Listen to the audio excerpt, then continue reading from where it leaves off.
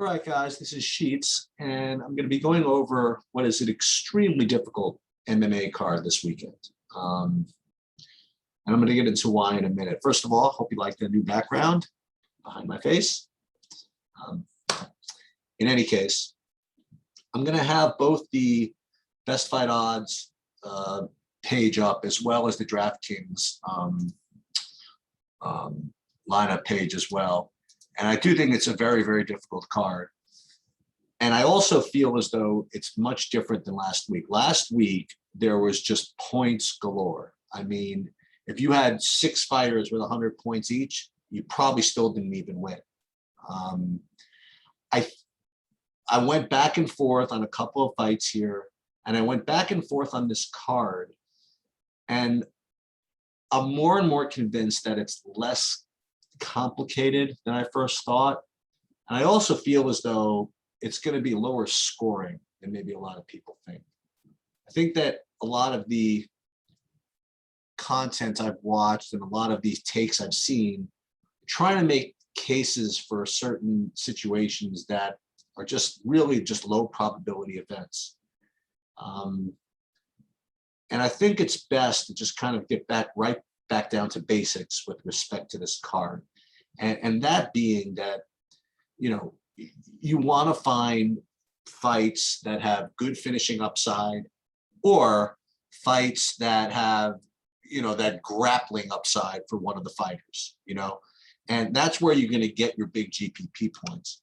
And the other thing you want to look for from just a straight value perspective is just kind of mispriced fights, which are usually characterized by replacement fighters.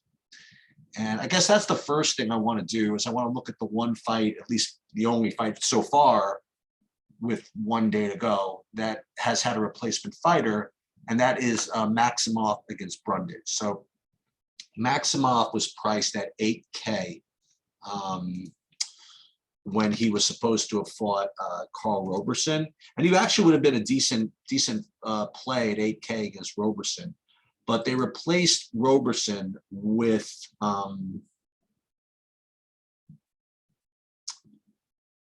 Cody Brundage. And Maximov is going off at about, depending on where you look, about $1.30 favorite. So you're getting a little bit of value on Maximov. Now, it's not incredible value, but it is good value. But I don't think it's like last week, that Zhurong spot where you just had to basically try to lock him in, or if you didn't lock him in, it was going to be because you were taking the other side. I think this fight you could fade if you wanted to. The other thing I would say is that I also think that they mispriced Brundage. So you have to kind of follow along here. When the line first came out on Maximov Brundage, I mean, Maximov was priced, I think, as a 300 favorite. And then the money started to come in on Cody. But I think that Brundage, as a $1.04 underdog or something like that, he should probably be priced at about 8K or 7,900. And he was actually priced at 7,700. So he actually might be even the better value than Maximov. But I do think that both fighters in this fight are somewhat mispriced. So in that respect, you probably want to have this. Yet on the other hand, it's not exactly as if either one has such great finishing ability. All right. So like if you look at the inside the distance prop, it's over 2.5 is minus 187. See, what you're looking for, this is my kind of threshold usually, is that you want the over under 2.5 rounds to be at least pick 'em, for it to be a good kind of like pace-ish type fight. I also don't think that one particular fighter is more likely than the other to win by grappling and by wrestling. I think both of them, from what I've read, have skills in that department. So I do think that both fighters are live, but I don't think that that it's a must play, right? Maybe that's the best I could describe it. And that's really the only fight that has that mispriced nature to it. The only other one I think might be close is this Andrade Cavillo fights. Andrade is priced at minus 230. Yet which usually translates by 9,100, 9,200. I think she's only 9K. So maybe that is a slight misprice, but it's nothing major. We'll get back to that fight in a minute. The next two fights that I have to talk about are three fights, which again, I wish that DraftKings would make this a little more difficult. But so the main event, the Shevchenko fight and the Diaz fight, Diaz-Lawler, all are 5-round fights. So when you have this 5-round fight, it just provides too big of a floor, scoring wise, to ignore. Like, so you have a fight like Diaz-Lawler, which on its face is just like a fight between two older fighters that are not going to be able to push the same type of pace as some of these younger ones. So you're not going to get a lot of scoring from that. But the fact that you have 5 rounds to work with to garner points, combined with the pricing of that fight, with both guys around 8K, makes that fight a very, very difficult fight to fade. Now, again, you don't have to play 100% of it, but because of the 5 rounds, it's a fight that you really should consider having one or the other. Now, again, the reason why you wouldn't want to do that is if you thought that there were just such locks to score 120, 110 fantasy points that you need to get to, where you don't want to play these 8Ks. But I feel as though this fight is as boring as it might be. I think it's a fight that you have to deal with. The main event, to me, is pretty unfadable. Not completely unfadable, but almost unfadable. I mean, both these guys have really, really good volume. Actually, Volkanovski has really good volume, but Ortega, even, he has good finishing upside because he's a good submission guy, and his striking's improved. So the pricing of this, plus making this a 5-round fight, makes this a very difficult fight to get away from also. And Shevchenko Murphy, the reason why this is relevant, that it's a 5-round fight, I mean, I really doubt that it goes 5 rounds. I mean, Shevchenko is just so awesome, but just in case it doesn't, you almost, if you have Shevchenko at 9,500, you almost would prefer it to not go 5 rounds. I mean, to go 5 rounds. Because as we saw last week with when you have a dominating performance by a female fighter, there are paths where you just can rack up a lot of points. Like Blanchfield last week was just able to do whatever she wanted in 3 rounds and was able to get 125 points in the decision. And I feel as though Shevchenko could be in a very similar spot. So I think that she is just an extremely strong player, and you're gonna see takes if you watch enough content where there are doubts where the 9,500 is going to pay off.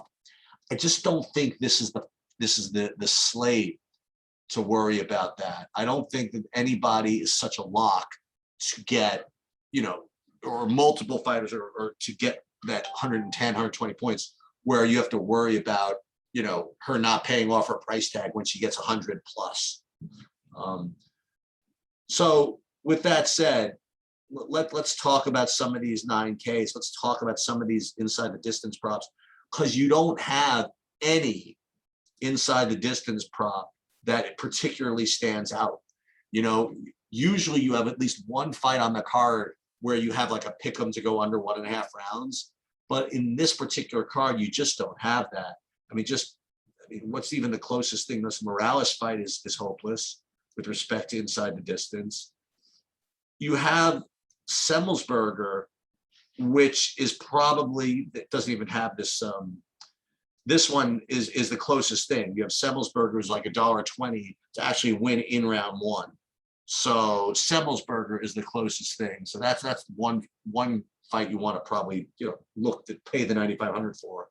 But aside from that, I mean, look at some of these others. So Medic Turner is good. I mean, it's got, it's minus 140 to go under 2.5 rounds. So that's the best we're going to get. Santos fight's terrible. Dawkins fight is okay, under 2.5 rounds, about the same as this, as the Medic fight. Hooker Hasparach is hopeless. I should say hopeless. but it's not even favored to go into 2.5 rounds. I mean, I guess it's fine. We'll get to Merab in a second. Blades, Rosenstruck. This is very similar, actually, to the Medic fight. Okay, so it's fine, but it's not like a lock, you know.